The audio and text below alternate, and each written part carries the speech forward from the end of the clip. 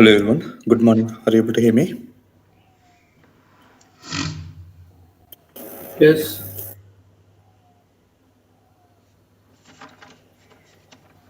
Okay. Yeah. So let's discuss on the use case that we have discussed yesterday. So anybody got a chance to solve the use case on Spark RDDs? Yes, sir. Yeah. Bablu, could you please share and try to explain? Yes, sir.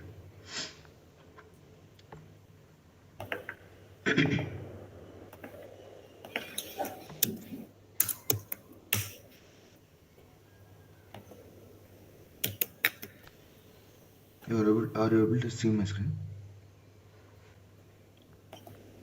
One second. Yes.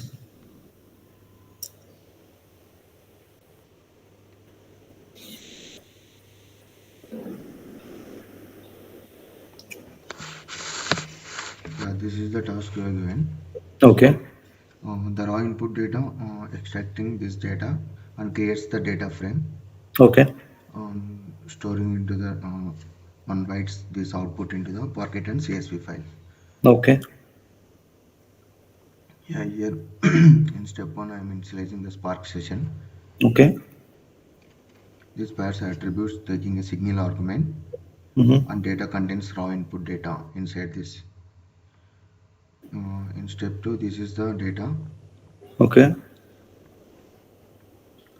In step 3, pairs attributes, defining pairs attributes of data.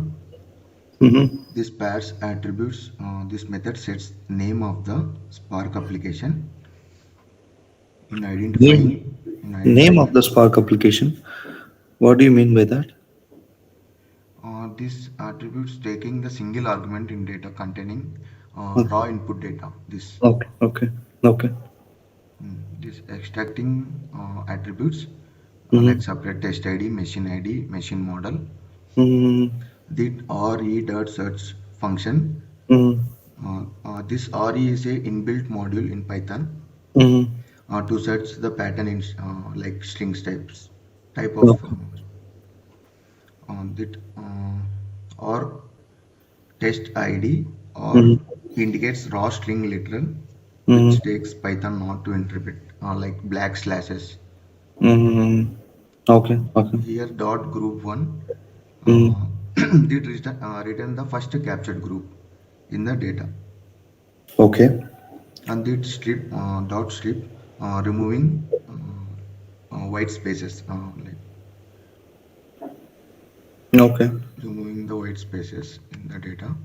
Mm-hmm. Likewise, machine ID same like that on machine model Mm-hmm. and returns the test ID machine model without backslashes.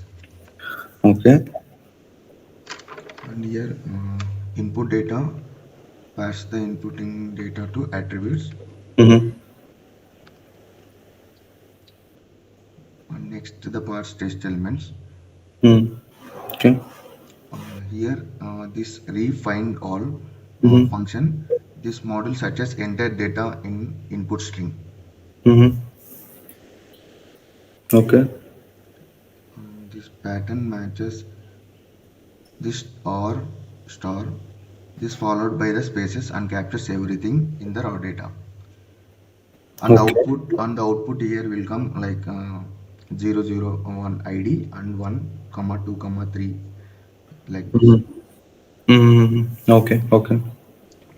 Uh, After that, this converting data into a tuples of data creation. Mm-hmm.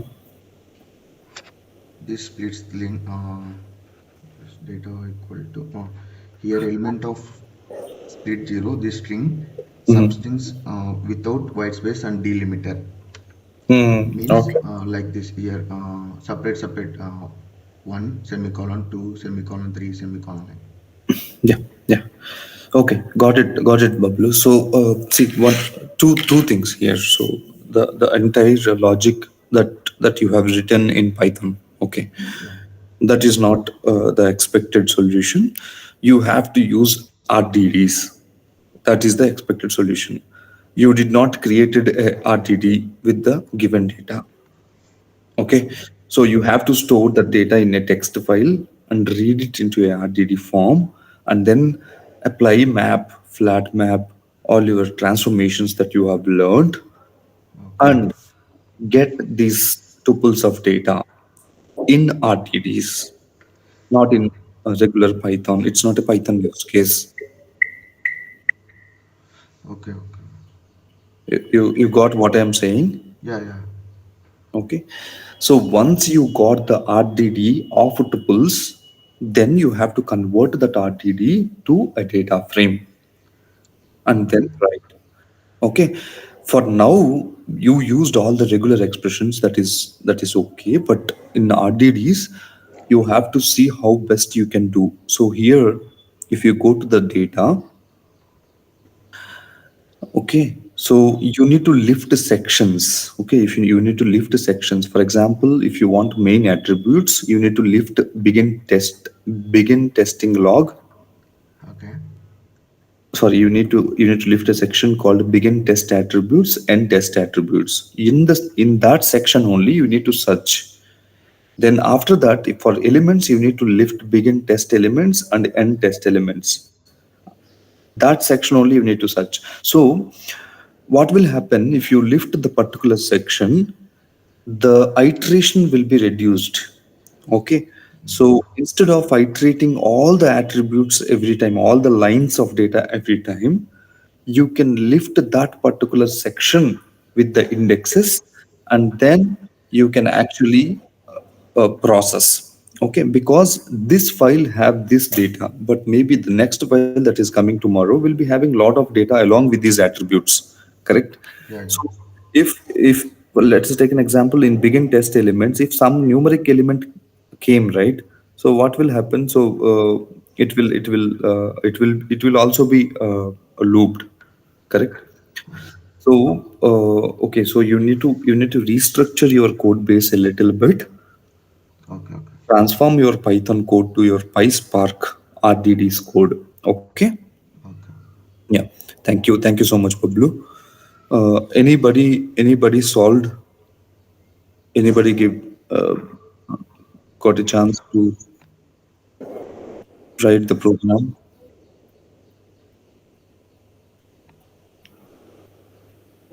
Okay, fine. So let's proceed to our today's session. Today we are going to discuss on data frames. So just give me a minute. Let me start my server sorry, cluster. Okay.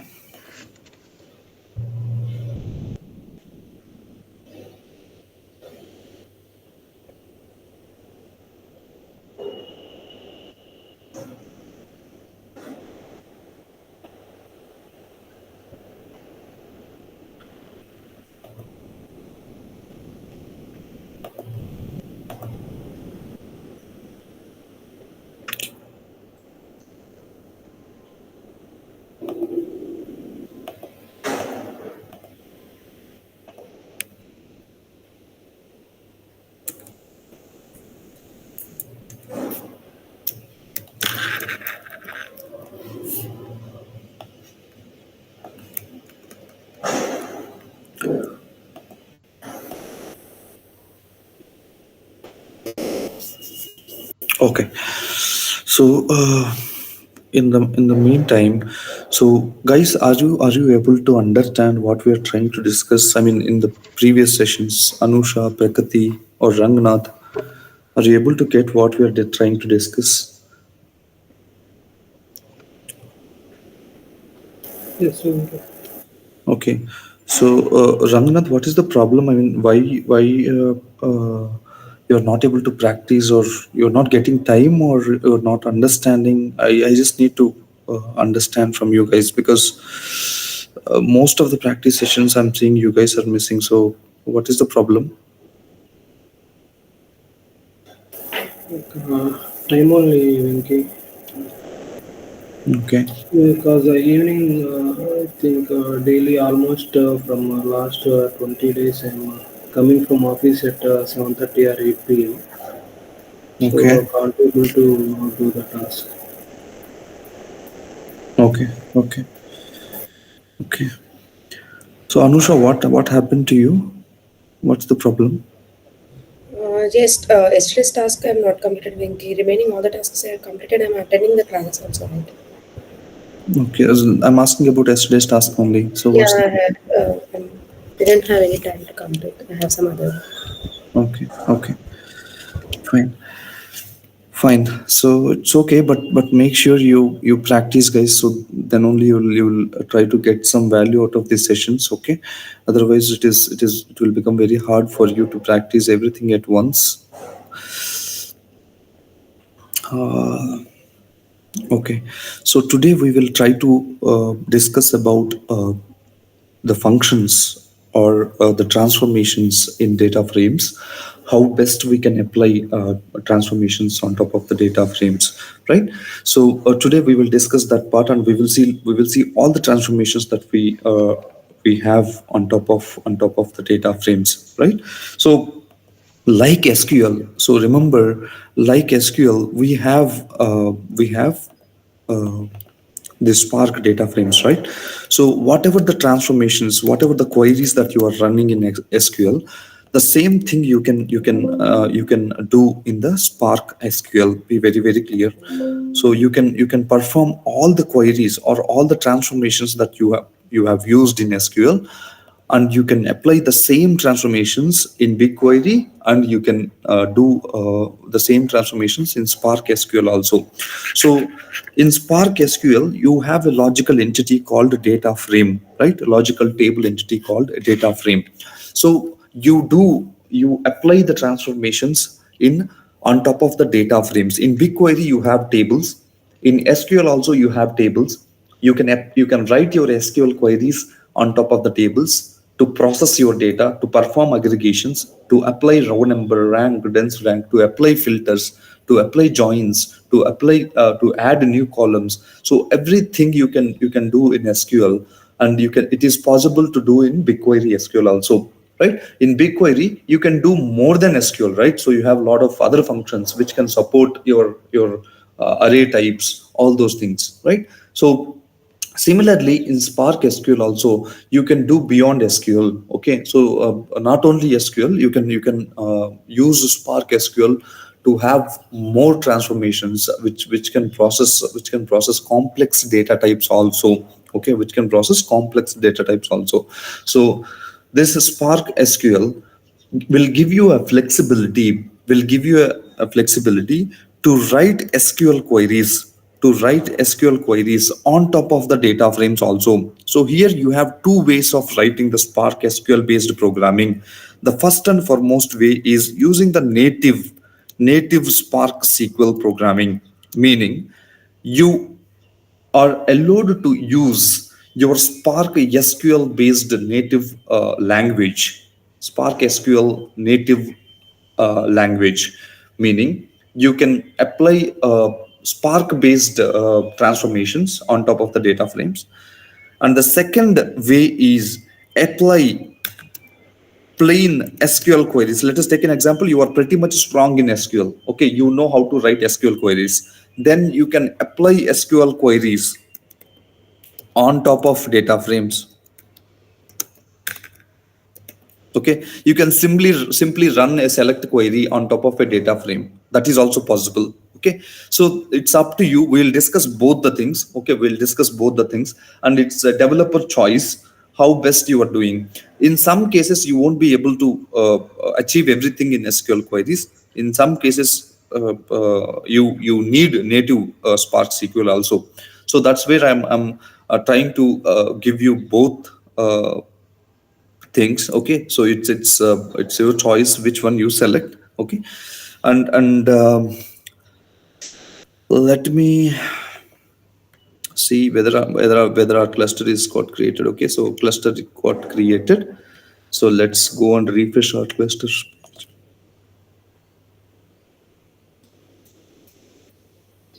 Okay, so this is our cluster.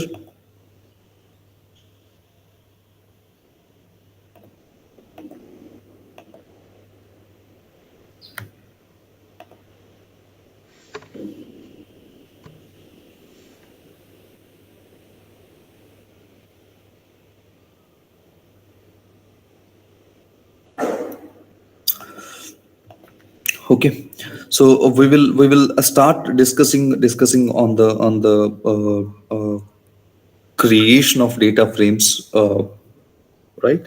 So we can pretty well create a data frame from a Python list also. Okay, we can pretty well create a data frame from a Python list also. So the thing is, today we need to understand how actually we are playing with the data frames. Okay, how actually we are playing with the data frames. This is very important. Okay, because in real time projects, mostly you will use data frames for your processing. Okay, if it is unstructured files or if it is a text file, log file, okay, it's okay to go for RDDs. And end of the day, once you have the proper structure defined from the RDD, then you'll convert to data frames, because in data frames you have the catalyst optimizer, which will optimize your logical plan automatically, right? So that is one thing. Okay, so now let us quickly understand how actually we can create a data frame from the Python list. Okay, that is the leftover concept from yesterday. So here, if you see, I have a Python list which is having the sample data of a tuple. Okay, and then I'm creating a data frame. So create data frame, and I'm trying to use the data, and I'm trying to pass the columns as a list. Okay, and then I'm trying to create a Spark data frame. Okay, from a Python list, from a Python list of tuples. Remember, list of tuples I have. Okay, so I'm trying to create a data frame from the list of tuples. Okay, fine. So now let us try to understand our next thing that we will do using the data frames. So here, if you see, if you already have a dictionary, okay, if you already have a dictionary, for example, let us take an example. You have list of dictionaries. Okay, you have list of dictionaries. Okay, then you can pretty well directly convert that list of dictionaries using the create data frame method. Okay, so you don't need to pass the schema as such in the columns. You can directly pass that variable, that list of dictionaries variable, to your create data frame method, so that you can directly create your PySpark data frame. Remember, there is a difference between this data variable and your df variable. Be very, very clear. Your data variable is list of dictionaries. It's a data collection or a data structure in Python, which is limited to your single machine. Okay, and which is limited to your Python kernel, and which is not a distributed variable. Be very, very clear. And it's a variable of type list. Okay, but when you say spark dot create data frame of this data variable, what will happen? Your data will be distributed in the cluster, and it is a data structure of data frame type. Be very, very clear. It is a data structure of data frame type, and it is a list type. Your data frame type always distributes the data. Your list type doesn't distribute the data. You need to understand the difference, guys. Okay, then only you will get, okay, so we can do the same transformations in the data also, right? Why we need a data frame? You need to understand that. So now we are taking 3 records, but in real time you will be having millions of records.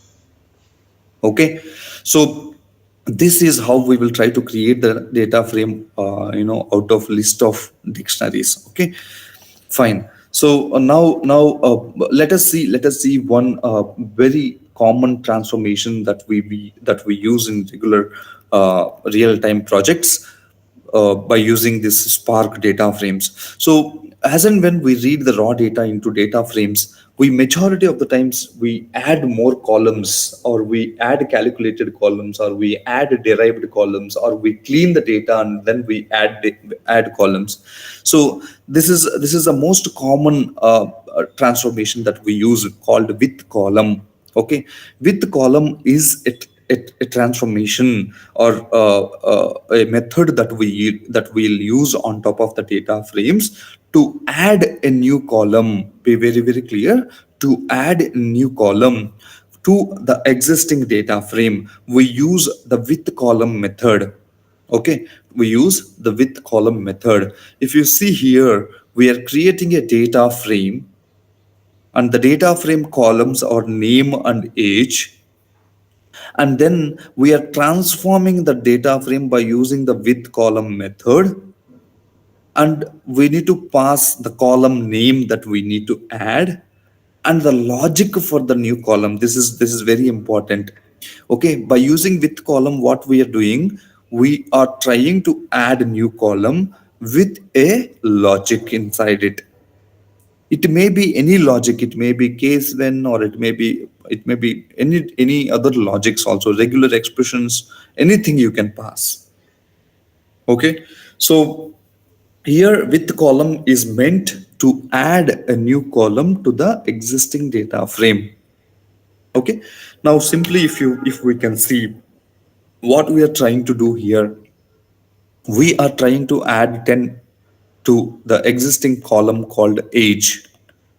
Okay, now here you need to understand how we are specifying a data frame column. Okay, we are specifying using the call function. That means we are explicitly telling that it's a column of age. Okay, and we are trying to say, hey, go and add 10 integer to the column age. Okay, so make sure you have this spark functions. Okay, so this is where actually all your spark related functions have been stored. Okay, so you need to import these functions every time when you are writing your PySpark data frame based program. Okay, PySpark.sql.functions import star, you have to do this. Okay, then all the functions will come by default. Okay, this is the syntactical notation to add a new column by summing 10 to the existing column. Okay, now let us take an example. You already have age column, and I am trying to add age column again. Okay, I am trying to add age column again. So what will happen, guys? Any guess? Will it throw error? Because I already have a column. Because in a RDBMS table, it is not recommended or it is not acceptable to have two columns with the same name. Correct? Come on, Yes. guys. Yeah. So now what will happen in this case? It will also throw error? The column name should be same No, age. it won't. It won't throw error. Rather, what it will do, it will replace your existing column values with the logic that you have provided. For example, you have a age column that came as a string variable. Okay, now let's take this as an example. So here, if you see, I'm passing the values as a string. Okay, now how we can check the data types of my data frame columns? Okay, so there is a inbuilt method. Everything you have inbuilt method, guys, so you don't need to worry about anything, right? So here if you see, you have data frame dot print schema. So this is the method that you have to see the column types of your data frame, right?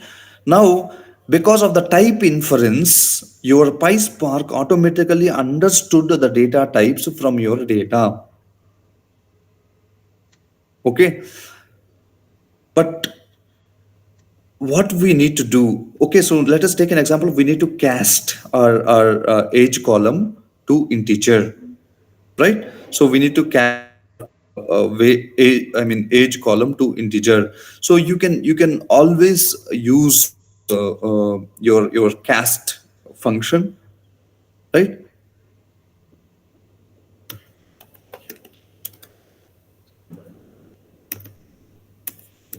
Okay, so now once you transformed,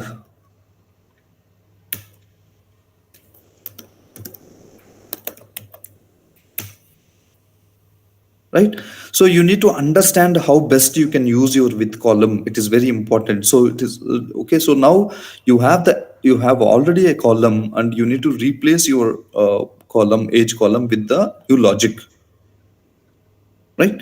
So this is the advantage of with column. So there are few scenarios wherein the interviewer may ask you, hey, I already have 10 columns in my Spark data frame, and I'm trying to add the same column using the with column. So what will happen? So you should not say it will throw error. You should say, hey, it will replace the existing column values with the new logic that you are using in the with column method. That's how you need to answer. Okay. So fine. So this is about with column function and print schema. So you always remember your print schema method will be utilized to see the data types or schema of your data frame. Okay.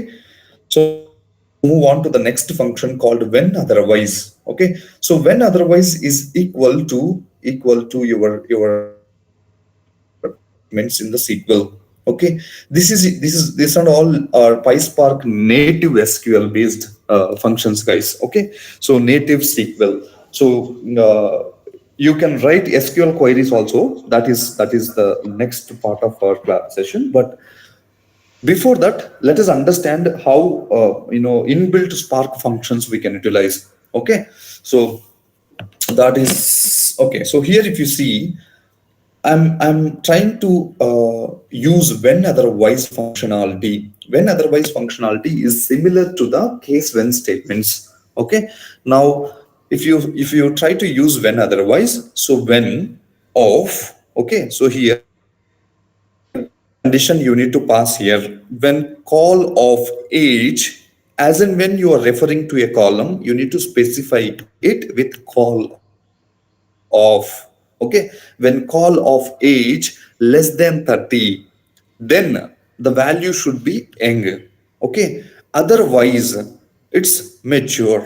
Okay. So this is the age group column that I'm adding, and the logic for it is your when otherwise condition. Okay. Inside when, it's a true condition or if condition. Otherwise is the else condition in the case statement. Guys, are we able to correlate things? Whatever you have learned in SQL, are we able to Yes, well, correlate? Yeah. So this is how we use our when otherwise condition. Okay. So if we simply run it, so we'll get the column. Okay, so we are doing the practice on the small amounts of data, guys. Remember, so this is a very significant to understand the functionality. Okay, even if it is a very huge data, or even if it's a terabyte data, you can apply these functions. So you'll see the fast response. Spark always gives good performance for your big data. Be very very clear. Okay, if you have KB files, if you have 1 KB file and you want to process using Spark, not needed. You can go with the Python itself. Okay, you need to know where the Spark is, PySpark fit in. Okay, if you have a file that is there to process, and every day you need to process that file, and that file size is less than 500 MB. Okay, you don't need to go to Spark at all. You can process in Python itself. Okay, so but you have a file that is coming in. Okay, 1 GB of file, and that files, per day you are getting 100K files. Let us take an example. So how much data it became?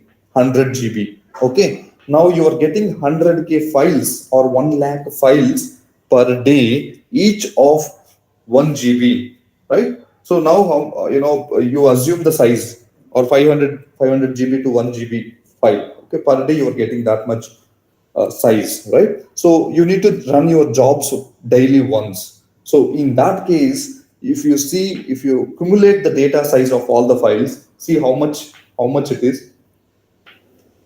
Okay, so you need to understand the use case where the Spark fit in. So if where to go to, Python, where to use Python, where to use PySpark, and where to use SQL, right? So you need to understand these segregations. Otherwise, what will happen unnecessarily, if there is a small file also, you will go for PySpark, and which charges you a lot, because you need to create the cluster, you need to spin up nodes, right? So if it is a Python, you can simply run it in the notebook itself, right? Or you can use any cloud function, or you can use any other less chargeable services. Okay, so that is something that you need to know. Okay, be very very clear. So simply we are running it on this on sample data, that doesn't mean that Python and Spark are same. Okay, you need to understand the difference. Fine. So let's move on to the next function, filter. Okay. So this filter transformation, we know we the equivalent transformation in SQL is the where clause. Okay. We have the where clause where actually we can filter the rows, right? So similarly here also we have the filter clause. Okay, or filter method on top of the data frame. So you can apply the filter method on top of the data frame. Here I'm filtering the values which have greater than 25. The age column values have greater than 25.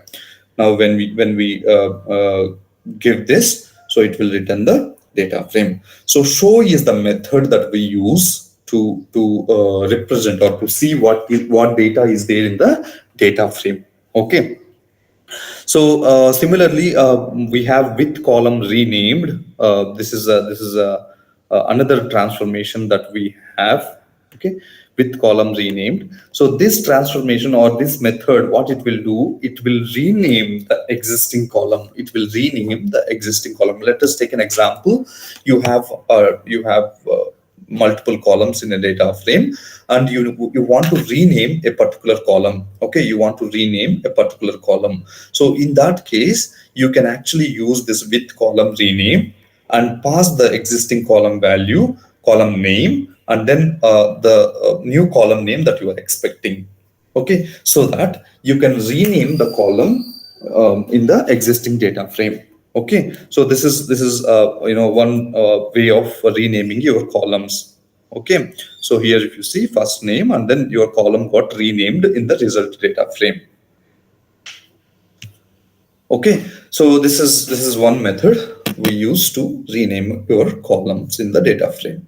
Okay, fine. So let's quickly move on to the next transformations that we have. Okay, group by. So we have group by also. We have group by also in the Spark native SQL transformations. So a group by is the transformation which triggers the shuffle. Be very very clear. Okay, group by is the transformation which triggers the shuffle. So when you do this, what will happen? So it will trigger the shuffle, and then it will generate the data. So this is a simple group by count, and if you want to do all the aggregations, right, min, max, and average, all these things, those things are also possible. Okay, but you need to understand the syntax of it. You need to use a function called aggregator function. Okay, so here if you see, I'm just trying to get the average. Okay, average of age. Okay, so here if you see, I'm just grouping based on the gender, and I'm using the aggregator function. Okay, and after aggregator function, I'm just specifying avg of age. All these functions, avg, sum, all these functions will be under your functions. One thing that we imported, right, PySpark SQL functions. So all these functions are under your functions. You need to import that before using these methods. Okay, so if you are not importing that, then this avg won't work. Okay, because that is not defined in your Python kernel, right? So simply it will throw error. So here if you see, you have avg of age. So you can always give column names using the alias method. Okay, avg age. Okay, So this is where actually you can use your group by along with your aggregation functions and with aliasing, so column aliasing. Okay, the similar things we have done in SQL, guys. Be very cautious about it. We have spent 1 month of time in SQL because of this reason only. SQL is very important. If anybody did not practice SQL, please try practicing your SQL. Okay, the same concept, but the platform or the backend execution engine will differ. Okay, here it will run in Spark, there it will run in SQL Server or Oracle or MySQL. Okay, there is a difference. You need to understand the difference. Why two platforms? You should be in a position to answer this question by this time, right? Why two platforms? Why SQL Server? Why Spark? Why BigQuery? Every platform has its own advantages. Every platform has its own features, right? We just need to understand where which platform will fit in, right? And we are data engineers and we should know the difference. Your SQL Server is a traditional data warehouse system and it has some limitations. Okay, and as a data engineer, we need to migrate these SQL Server data warehousing systems to the cloud platforms. And inside the cloud platforms, we need to replicate the similar kind of environment. Okay, that similar kind of environment will comes with the BigQuery platform. But before loading to the BigQuery, not all data needs to go to BigQuery. We need to process or pre-process or cleanse the data. And as we are getting very huge volumes of data, we are opting PySpark for data processing. Once the data has been loaded to GCS, Google Cloud Storage, then we will read the data and then process it using the data proc, and then load the relevant or processed data to BigQuery, so that that data will be accessed by your reporting teams or your data science teams or your machine learning teams or any other application teams. They can access that data. So as and when you set up and deploy your data engineering pipeline, every day the new data will be coming in from the source system, and then it will be reflected in the BigQuery tables, and the same will be consumed by the downstream systems. On a high level, this is the movie, guys. You can take it as a movie. So once as soon as you know the direction, the movie will differ, the story is different, but end of the day, the work that you are doing is same, right? So you need to understand it. Okay, so and it's very easy to get into these concepts because you already know SQL. So that's why I'm just going on the fly, right? Similarly, the join, right? So the join is a very important and crucial thing that we use very regularly in our uh, activities, right? So here, if you see, I have data frame 1 with some data, and I have data frame 2 with some data, and then I'm just using the join, right? So df1 dot join is a method that we'll use, and we'll pass the data frame 2 inside the join function, and we will specify the column, and then we will also specify the type of the join, inner, left, right, all those things you can specify here. Okay, so by default, if you are not specifying anything, so it will take in a join. Okay, so here if you see, the joining is happening, right? Join is also a transformation which triggers the shuffle. You need to understand, because group by and join, these two requires the shuffling of the data between the executors. Okay, fine. So once we have seen the join transformation, let's move on to the next order by. Okay, so you can sort your data, or you can sort, or you can order your data frame data by descending or ascending. Okay, so you can always use order by clause, and then you can use. So this is another way of specifying your data frame column. Okay, so I don't recommend this, it will give a lot of issues. So I will simply say this way. Okay. So you can sort your data based on your age. Okay. So this is your ordering of your data frame on a column. You can always remove your data frame columns using the drop method. Okay, you can always remove your data frame columns using the drop method. Okay, data frame dot drop your column name will always remove your data from your data frame. Okay, you can assign that new data frame to the new variable anytime. Okay.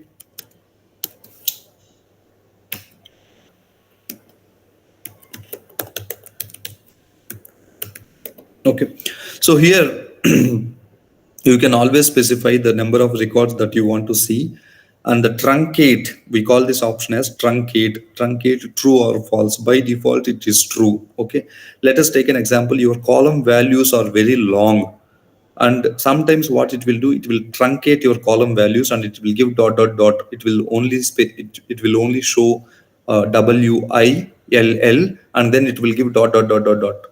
Okay, so in that case you need to use truncate false, so that you will see the complete value of your column. Okay, so that is the reason we are using 10 comma false. So I want to see 10 records without truncating. Okay, so you can see the last name got dropped from this data frame. Okay, the drop method will be used to remove your columns from the existing data frame. Okay, now similarly the distinct thing, so this distinct method will be utilized to similar to the SQL distinct. So distinct method will be utilized to see the unique records in your data frame. It will remove the duplicate records. Okay, for example, if you have duplicate records, then it will remove. Okay, so that is the purpose of the distinct. We know that in the SQL, right? So similarly, drop duplicates. For example, with respect to some columns, you want to remove the duplicates. Okay, you can always use the drop duplicates method. So this drop duplicates method will always drops the duplicate records by the combination of the columns. Let us take an example. In the combination of first name and last name columns, you should not expect any duplicates, and it will remove the duplicates. Okay, and remember, it's a random, guys. Okay, it's a random. So that is why we do not encourage or we do not recommend to use these drop duplicates until and unless it's on a complete data frame. If you want to remove the drop duplicates on a combination of columns, we always recommend to use row number. Okay, we always recommend to use row number, because when you use drop duplicates, what will happen, it will take the random record. Okay, for example, I will give you one sample example. Here I have employee ID 1, name Venkat, and salary 5,000. Okay, and I have Venkat, and then on the same salary 6,000. Okay, if I use drop duplicates of first name and last name, or else ID and name, in my case, what will happen? It will remove any one of this record and it will keep one, and the deletion is random. Okay, and the deletion is random. For example, if I use partition by comma id name. Okay, and order by salary descending. So if I apply a row number function like this, and then if I filter row number equals to 1, so this sentence have some meaning, right? So we know what it is doing. We are only taking the latest value, and if we don't want the latest value, we want the second highest, then we can go for second highest. Whatever we want, we can pick. But if you give that control to your drop duplicates function, what it will do, randomly it will remove. Okay, let us take an example. You are expecting the latest value, and you applied the drop duplicates and it has kept this. Okay, so that is why you need to know which function we want to use. Okay, if you are not passing any columns here, your distinct and drop duplicates are same. Okay,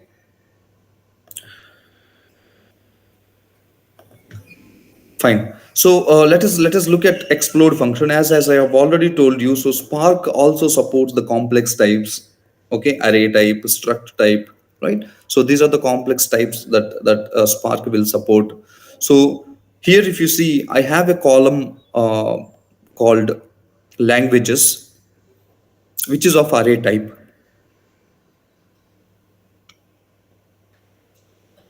Okay, which is of array type. Now what is happening, so I'm creating the data frame with the two columns, name and languages.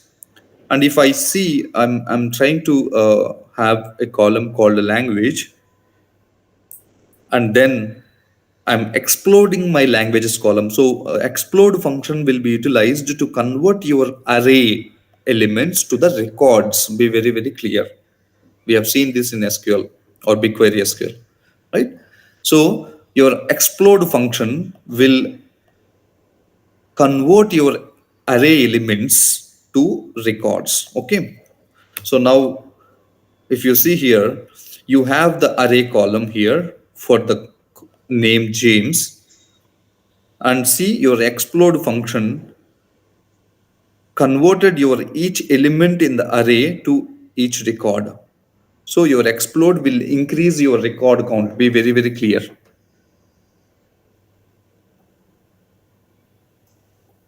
Okay. Before exploding, you have only two records. But after exploding your array column, see how many records you got. You got 5 records. But the total element in both the arrays are 5, right? So that's why. So those many records you will get. For every element in the array, you will get 1 record. Okay. That's the functionality of your explode function. And let us see the pivot. So this is a very important transformation. So majority of the data science teams will be asking you to give you the pivot data, meaning convert your records or convert your rows into columns, right? And this is to convert your array elements to records, but your pivot will be utilized to convert your rows into columns.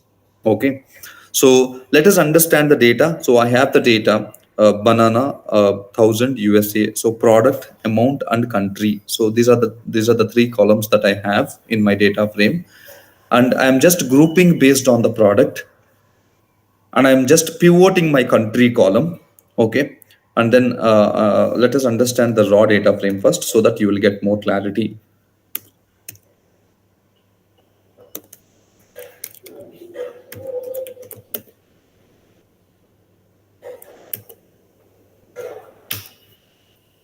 Okay, so this is my raw data.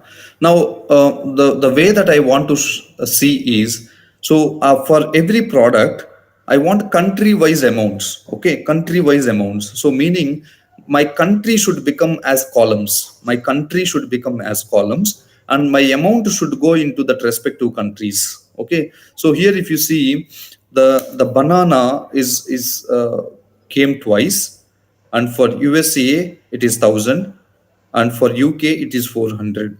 So okay, so and similarly for carrot, so it is 1,500 for USA and 1,200 for UK. So let us understand how our pivot function will work. Pivot demands one group by column and one aggregate column. Be very, very clear. You need to do some aggregations when you are doing the pivot. Okay, so here if you see, you have a pivot data frame. Okay, product and the country. See, if you see, it became columns, right? The values that are there, the distinct values that are there in your country, they will become the columns. And the sum, the value, if you have duplicate values for this country, USA and USA, for banana, let us take an example, you got one more record, it will sum those amounts, and it will keep it in the banana record. Okay, this is the pivot transformation. So you are converting your record values to columns. Okay, so that's about the pivot transformation, guys. So I think I'll stop here. So anybody have any questions or queries, you can ask.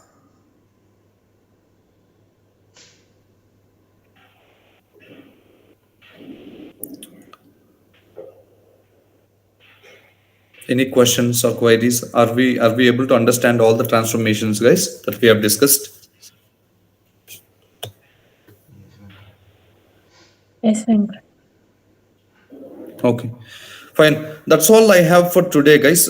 Thank you so much for joining. Once again, we'll connect tomorrow to understand about how we can write SQL queries on top of the Spark data frames. Okay, and then we will see the analytics functions, row number, rank, dense rank. All these functions also we can apply on Spark data frames. We'll see that concepts tomorrow. Along with these concepts, tomorrow we will try to deploy the actual application, the build based application, meaning developing a PySpark application in the PyCharm IDE, and build a wheel file and deploy that wheel file into the PySpark cluster, right, with the proper configurations. We will see that application deployment tomorrow, and we will also see the auto scaling policy of your data proc service. Okay, how we can how we can create the auto scaling policy and how to utilize that policy, right? So we will see that also tomorrow. And tomorrow we will try to close data proc mostly. The next service that will be moving is workflows, or sorry, cloud functions. Okay, we will see the cloud functions, and then we will move on to workflows. Okay, so these are the two services left. I'll hardly take 1 week for these two services. Okay, so mostly by next week we'll be completed with our course curriculum. Okay, and then we will spend September uh, first week, okay, for this completion, and then I'll spend couple of days, 5 and 6 mostly, or else 7 and 8 weekends for discussing on the real time project. Okay, so that's where our course will come to an end. Okay, so by mostly 8th is the deadline I'm keeping for myself. If it got extended, maybe it will extend this week. If I got some emergencies this time, in this period, so it will be extended to this week. That's it. Mostly, if not this week, this week. Okay, by September 15, we can mostly complete our sessions. Okay, so that's about it, guys. So tomorrow we will mostly try to close the data proc service. Okay, yeah. Thank you so much for joining once again tomorrow. Thanks. Thanks, Venkat.